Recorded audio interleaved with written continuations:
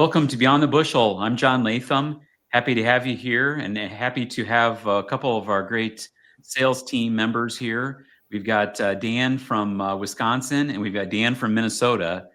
I probably refer to you guys as Minnesota Dan and Wisconsin Dan, if that's okay. Or maybe I should say Packer Dan and Yeah, there you go.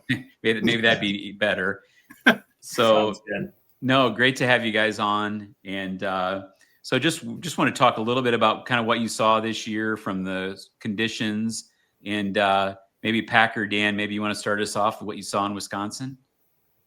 Yeah, I was just seeing some of the conditions that we've seen. There was some tar spot. I thought it'd actually be a little bit worse because of how we had the heat and everything, but we didn't really hit those 90 marks where it didn't really kind of spread a little bit more than it would have did. So it did hold up pretty well. And I think a lot of the products that we have on the Latham side of things, if there was tar spot, it held up great against it. That's great. Yeah, I mean, tar spot's been an issue in your area for a lot of years now. So I'm glad it wasn't a huge problem like it can be in some years. Right. And we didn't have the big rust issue like you guys did. In the southern Wisconsin part, we did. There was some lost, bushels per acre on that side of things. But all in all, I think everything held up pretty well considering the year that we did have. We definitely had the moisture as well, too. Yeah, Dan, what did you see in Minnesota this year? Yeah, I mean, so if you look back when we started, planting conditions in April were ideal. Soil temps were good, but then we got cool beginning of May. And we've seen that with the data too, based on planting dates. The early stuff seemed to excel this year. Then it was really the summer of rain. Got areas upwards of 36 inches of rain since planting. You really saw the guys that had more tile in their fields, applied fungicide. Because really the crops looked really nice throughout most of the growing season. We had disease pressure come in end August.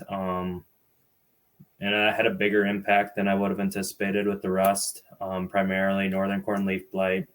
And then that heat wave we had in September where we got very uncommonly hot, I think really took the top off the beans. Yeah, for sure. Did both of you guys see southern rust come up your way a little bit? I know the Iowa guys were certainly talking about it earlier. Yeah, for me, it was basically everywhere. It came in pretty late. And the degrees of it varied depending on where you were at.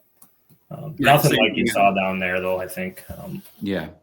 And mine was more hit on that southern part, kind of close in Wisconsin by your Iowa border area, where it hit a little bit more in that section, but didn't really climb too much in the central Wisconsin to the western part. It did a little bit, but not as bad. Well, that's good. Yeah, it's supposed to be a once in every 20-year deal, and now we've had it 2 years in a row, and hopefully we won't have it for a long time because it really took the top end of a lot of guys, and it looks so good. The crops in a lot of areas. If you're looking at it in July and August, but then the rust came in and you had to get the fungicide on just the right time. It seemed like, and it certainly helped a lot, but it certainly wasn't 100%. So yeah, well, great. Well, let's move to a little bit of the product side of things. Minnesota, Dan, do you want to talk a little bit about some of the corn you saw this year and some of the products you're excited about for this next year?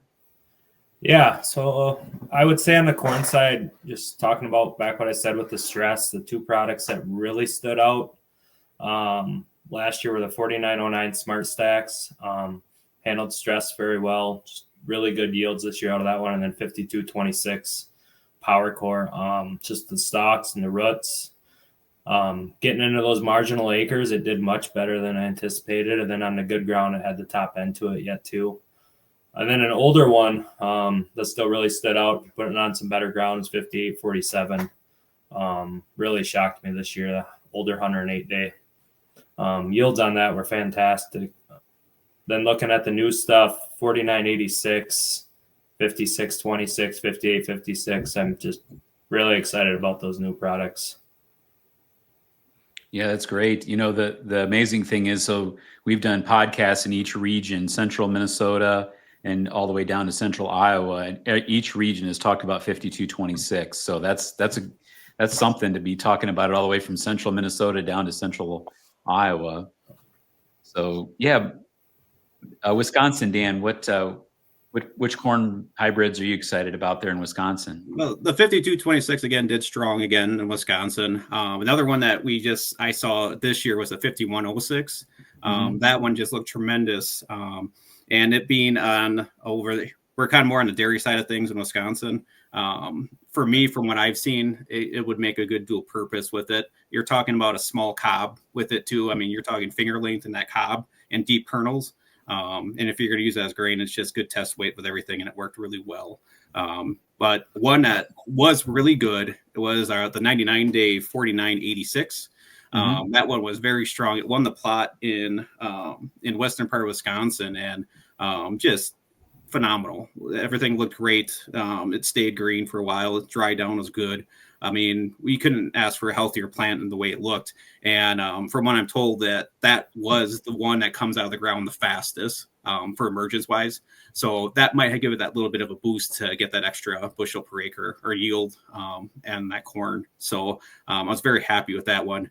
Another one that did really well was the 4407. So that 94 day. And what that looked like is a big girthy ear on that thing. So if guys don't really have issues a little bit with on the smart stack side of things, that would be a good option to use, for a smaller day, good dry down, and for what it came off on it. The farmers were really pleased with what it came with. That's great. One thing that I've noticed, everybody's talked about a lot of different traits, which is great because it gives all the diversity we can offer with smart stacks and double pro, so even some smart stacks pro, and then mix in the power core. We can really add a lot of diversity to your lineup, so we can handle a lot of different conditions, because we know one thing, something different will happen next year in the conditions. So having that diversity is really exciting. So let's switch to the soybean side of things. Wisconsin, Dan, what did you see for soybeans that you really like this year? Well, I think the biggest one that we've seen that's coming through, this what I've seen on the southern part of Wisconsin was the 2337.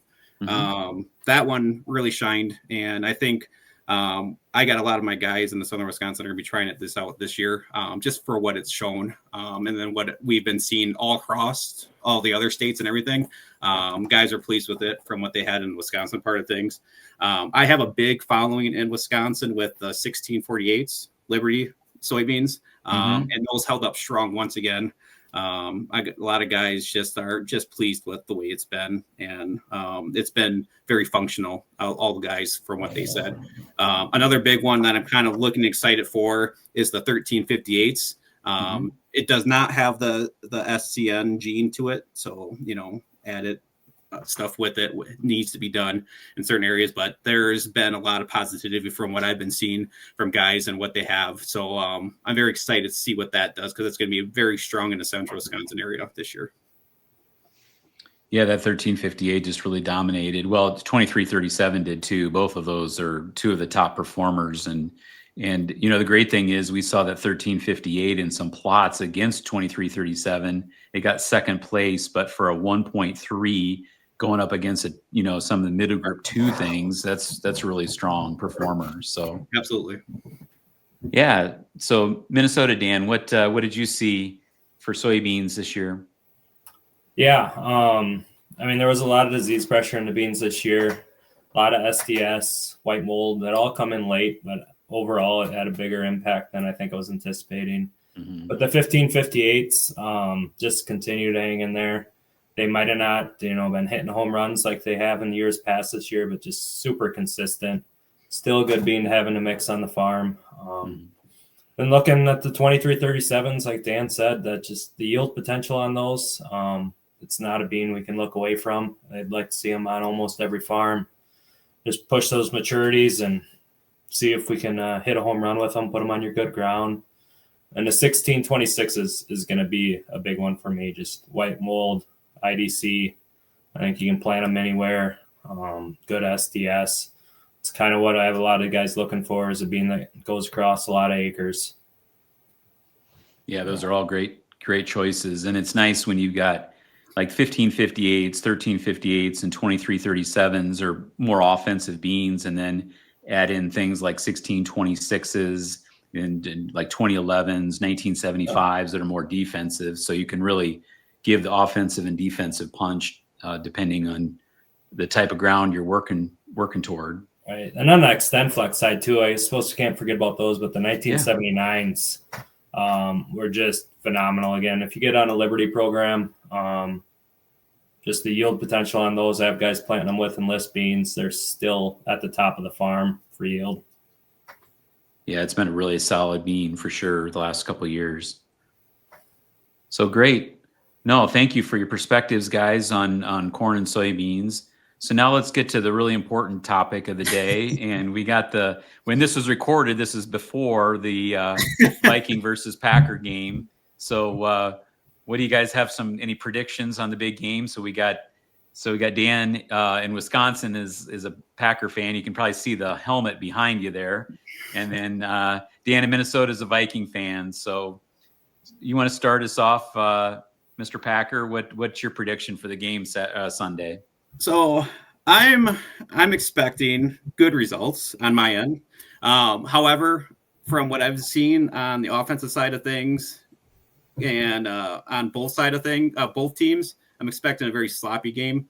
So if we want to tie this in between like soybeans with offensive and defensive, it's going to be a lot of defensive things that we're going to be protected against because I think both the offenses haven't hit their potentials yet. So I'm a little bit leery to see exactly what's going to happen. But I expect, like I said, good things coming up. And I'm hoping that you get to enjoy the experience there for the first time.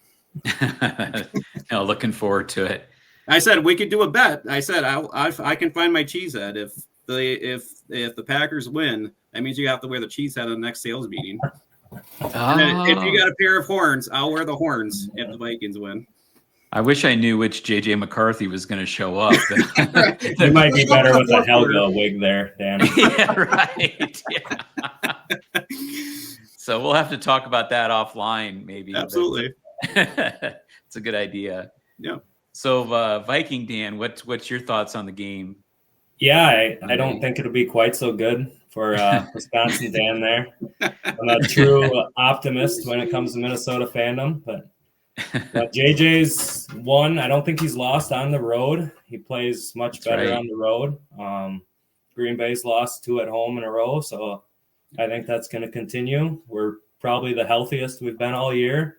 I think Jonathan Grenard will be back. The offensive line this will be the first game all year where the whole offensive line that was intended, I think, is going to be intact. So I think it will probably be sloppy. Hopefully we can limit the turnovers.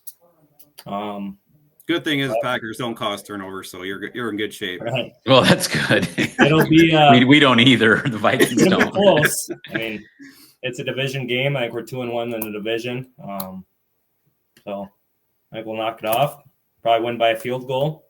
Probably going to come down to who has the ball last. It's been about every Viking game this year. Packer game's been close too. But, yeah, it's amazing with JJ McCarthy. He's like in the first half at home, he's terrible. In the fourth quarter on the road, he's great. So we'll see. We'll see how the first half goes for him. But got to start playing football and knock off 7 in a row if we want to make the playoffs. Yeah, exactly. We got a long ways to go. Well, the good thing is the Packers special teams don't know how to do kickoff. So if he does score in the fourth quarter, you don't have to worry about a big long return like the Bears did last week. Yeah, that was a heartbreaker for sure. I think we can all agree that the Bears aren't going to be there at the end. They might be in the playoffs, but yeah, I don't believe in them. Yeah, they got a tough schedule coming up. They do. They do. No, well, it should be a great game. Looking forward to it, and I think it's right. I think it will come down to the end, but we'll see. And we'll have to talk, Dan, about that bet. I don't know how confident I am in my team, but anyway, well, thanks so much, you guys, for joining us for Beyond the Bushel. This is a lot of fun, and talked a lot about what's going on in the industry, what's going on in your areas, and so thanks so much for joining. Thanks everybody for watching Beyond the Bushel.